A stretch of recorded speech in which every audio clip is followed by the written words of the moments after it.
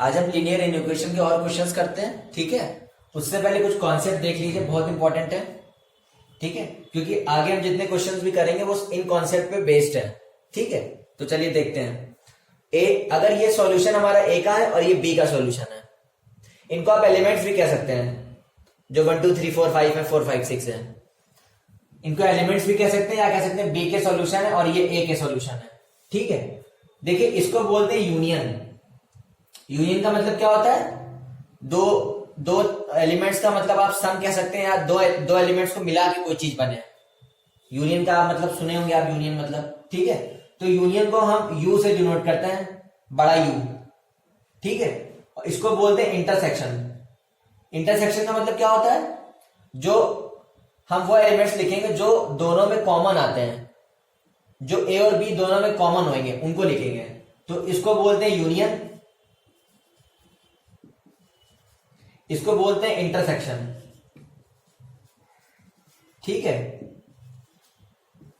Union को हम you से डिनोट करते हैं, इंटरसेक्शन को उल्टा यू मतलब उसको हम डिनोट करते हैं, ठीक है। तो देखिए ए यूनियन बी अभी हमने क्या बताया था, जो कि ए में भी हो बी में भी हो वो लिखते हैं, ठीक है। और एक चीज और याद रखिएगा, कभी भी एलिमेंट्स हम रिपीट नहीं करेंगे, एक एलिमेंट को हम एक ही बार लिखेंगे। आपने सेट्स में पढ़ा होगा क्लास 9 में आईसीएसई में, सेट्स वाला चैप्टर, उसमें सब आपने पढ़ा होगा, ठीक है। तो देखिए ए यूनियन बी का मतलब जो ए में भी हो बी में भी हो, तो 1 2 3 4 5 और 6। देखिए 4 5 तो रिपीट कर जाएगा ना, इसमें भी है, तो हम एक ही बार लिखेंगे, कभी रिपीट नहीं करते हैं यूनियन में, ठीक है। तो 1 2 3 4 5 6 मतलब दोनों को मिला के जो ए में भी हो बी में भी हो उसको हम यूनियन हम ऐसे लिखते हैं। इसको बोलते हैं यूनियन ऑफ सेट्स, इसको बोलते हैं इंटरसेक्शन ऑफ सेट्स, इसको बोलते हैं डिफरेंस ऑफ सेट्स।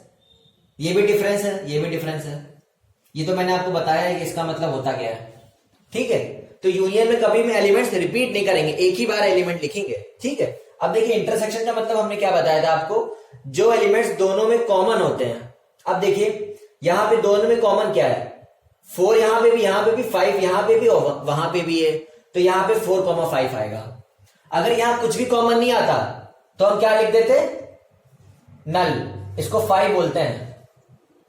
ये हम कब लिखते, अगर दोनों में कुछ भी कॉमन नहीं होता।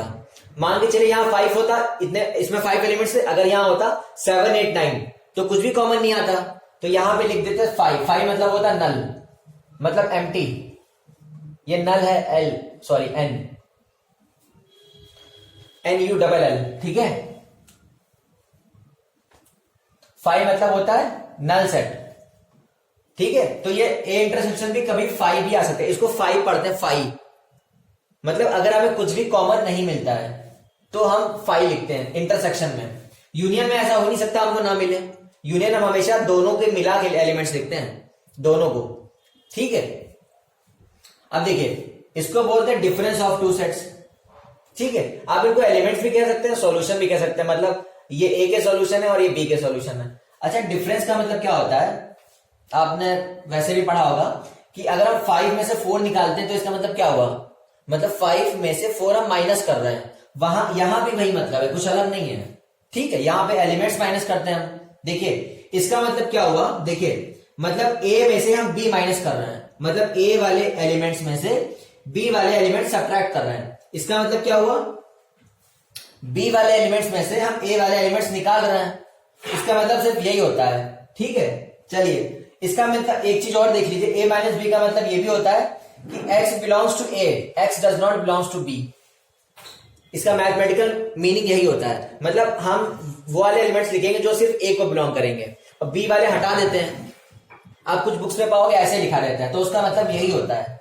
ए माइनस बी का क्या मतलब होता है, जो कि ए को बिलोंग कर रहे हैं। ये सिंबल होता है बिलोंग्स टू का, ये होता है डज नॉट बिलोंग्स टू, ऐसे काट देना, ठीक है। तो मतलब जो कि बी में से आप ए निकाल दोगे, सॉरी ए माइनस बी का मतलब ए में से आप बी निकाल दोगे, इसीलिए हम बी को नहीं लेंगे, इसीलिए लिखा है x does not belongs to B. x यहां पे मतलब क्या है, जो भी हम इसका सॉल्यूशन लिखेंगे वही हमारा x है यहां पे, ठीक है। तो देखिए ए हमारा कितना गिवन था 1 2 3 4 5, बी कितना गिवन 4 5 6। ये मैंने आपको समझाने के लिए लिखा हुआ है, आंसर तो ये है, ये मैंने आपको समझाने के लिए लिखा हुआ है, ठीक है। देखिए आप ए में से बी वाले एलिमेंट्स निकाल दीजिए। अब देखिए ए में कितने हैं 1 2 3 4 5, बी में कौन से हैं 4 5 6, जो यहां पे होंगे बी वाले एलिमेंट्स जो इसमें होंगे वो हम निकाल लेंगे। अब देखिए इसमें कौन से बी वाले एलिमेंट्स हैं, ध्यान दीजिए यहाँ पे बी वाले कौन से जो इसमें एलिमेंट्स हो, 4 5, ठीक है। और इससे हमारा मतलब है नहीं, हमने क्या बताया था, a माइनस बी का मतलब क्या होता है, x does not belongs to b, हम सिर्फ a वाले देखते हैं। और b माइनस ए, अगर यहाँ b माइनस ए है तो इसका मतलब x belongs to b, x does not belongs to a, ठीक।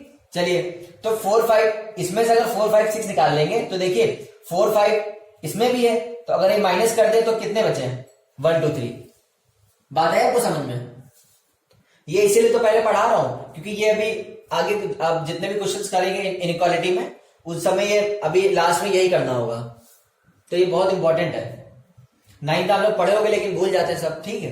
अब देखिए b माइनस ए लिखा हो तो मतलब हम b में से a सब्ट्रैक्ट करेंगे। अच्छा एक चीज और याद रखिएगा, ये और ये कभी सेम नहीं आ सकते हैं, ठीक है। ये a माइनस बी मतलब और ये b माइनस ए कभी सेम नहीं आ सकते हैं, ठीक है।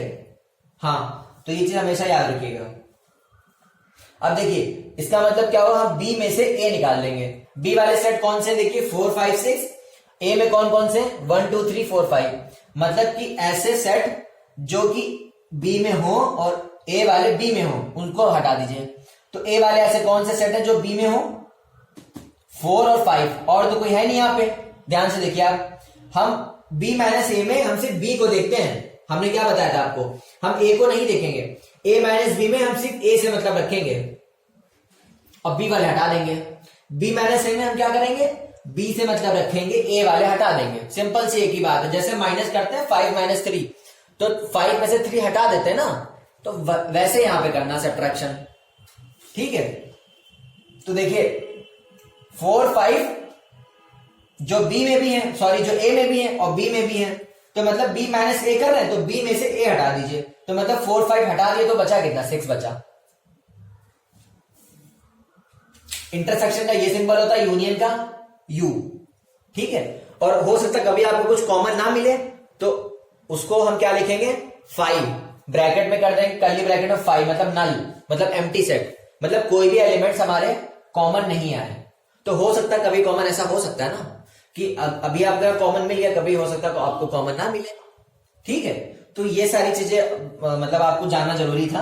अब हम करते हैं क्वेश्चंस इन पे बेस्ड, ठीक है। ये हमारा पहला क्वेश्चन है, -3x + 4 is less then 2x - 3। इस इनइक्वेशन का x बिलोंग्स करता है नेचुरल नंबर और इसका सॉल्यूशन अगर p है, ठीक है। दूसरी इनइक्वेशन है 4x - 5 is less than 12, x belongs to whole numbers. अगर इस इनइक्वेशन का सॉल्यूशन q उन्होंने दिया हुआ है, ठीक है। उन्होंने हमसे पूछा क्या है, find p intersection q, second पूछा है q - p, ठीक है। हम ये तभी निकाल पाएंगे जब हम पता कर पाएंगे कि सॉल्यूशन p और q है क्या, तो उसके लिए हमें सॉल्व करना पड़ेगा पहले। देखिए ये दोनों इक्वेशन अलग अलग हैं, एक नहीं है, याद रखिएगा, ठीक है। तो इसका सॉल्यूशन अलग आएगा, इसका सॉल्यूशन अलग आएगा, ठीक है। इनको हम जोड़ के सॉल्यूशन नहीं लिखने वाले इनके, क्यों, क्योंकि ये अलग इक्वेशन है, ये अलग है, ये डबल इनइक्वालिटी नहीं है, याद रखिएगा आप ये बात, ठीक है। चलिए इसका ये वाला पहला पार्ट पकड़ते हैं, -3x + 4 is less then 2x - 3। देखिए 2x इधर ले आइए, ठीक है।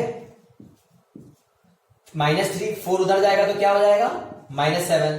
तो -3x - 2x क्या होगा, माइनस का 5x इज लेस देन -7। अब देखिए x का कोएफिशिएंट निगेटिव आ गया, हमने बोला था कभी भी निगेटिव नहीं रखते तो इसको -1 से मल्टीप्लाई, ठीक है। और देखिए माइनस से मल्टीप्लाई करेंगे तो इनइक्वालिटी का साइन भी चेंज हो जाएगा, तो ये दोनों प्लस हो जाएंगे, तो मतलब 5x इज ग्रेटर देन 7 आएगा, मतलब x is greater than 7 upon 5, मतलब हमारा x का सॉल्यूशन क्या है यहाँ पे 1.4 आएगा, 1.4। तो मतलब इसका सॉल्यूशन p है, यही तो हुआ ना, यहाँ पे इन्होंने p सॉल्यूशन गिवन है, तो क्या लिखेंगे p x is greater than 1.4 है ना। अब देखिए x यहाँ पे है क्या, नेचुरल नंबर है, नेचुरल नंबर 1 से स्टार्ट होते हैं, लेकिन ये बताइए यहाँ पे लिखा है 1.4 से ग्रेटर, और इक्वल टू तो यहां लगा नहीं, तो इसको तो ले ही नहीं सकते हैं। पहली बात तो वैसे भी नहीं ले सकते क्योंकि 1.4 नेचुरल नंबर नहीं होता है, मतलब इससे सारे बड़े नंबर। तो इसके बाद कौन सा नंबर नेचुरल नंबर आएगा? नेचुरल, तो 2 ही तो आएगा क्योंकि यहां x नेचुरल है। तो क्या आएगा? 2, 3, 4 up to infinite. Curly bracket में रखेंगे, ये इसका सॉल्यूशन आया p का। क्यों? क्योंकि इसका उन्होंने सॉल्यूशन p देके रखा हुआ ना, तो x तो हम निकाला हमने x, तो वही तो हमारा p होगा जाके ना। ठीक है, हाँ ठीक तो किया नहीं, गलत नहीं, हाँ सही है।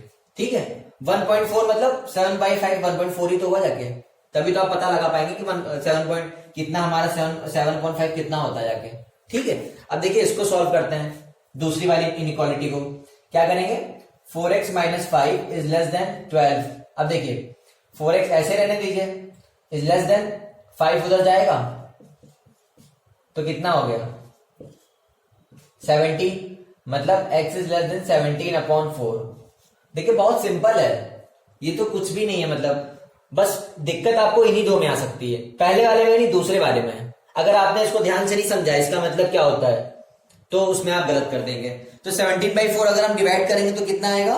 4 4 जा 16, उसके बाद 1 0, तो मतलब हमारा आएगा 4.2, मतलब x इज लेस देन 4.2।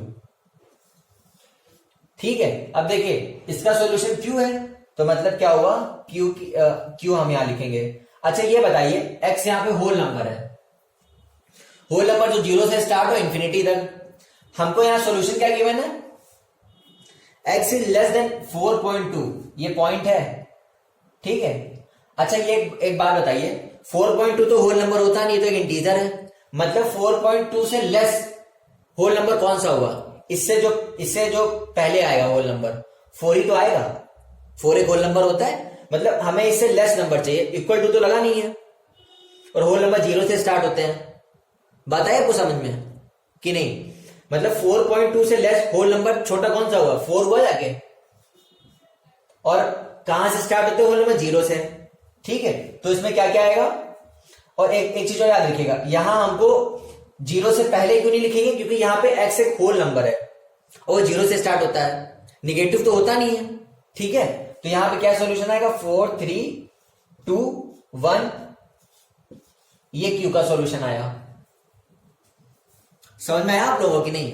फिर से देख लीजिए एक बार, हमने इसको सॉल्व किया फिर इसको सॉल्व किया, q का, क्योंकि ये हमारा सॉल्यूशन, इसका सॉल्यूशन q की मैंने, तो x के बाद हम ऐसे लिखेंगे q equals to, curly bracket में हमेशा रखेंगे।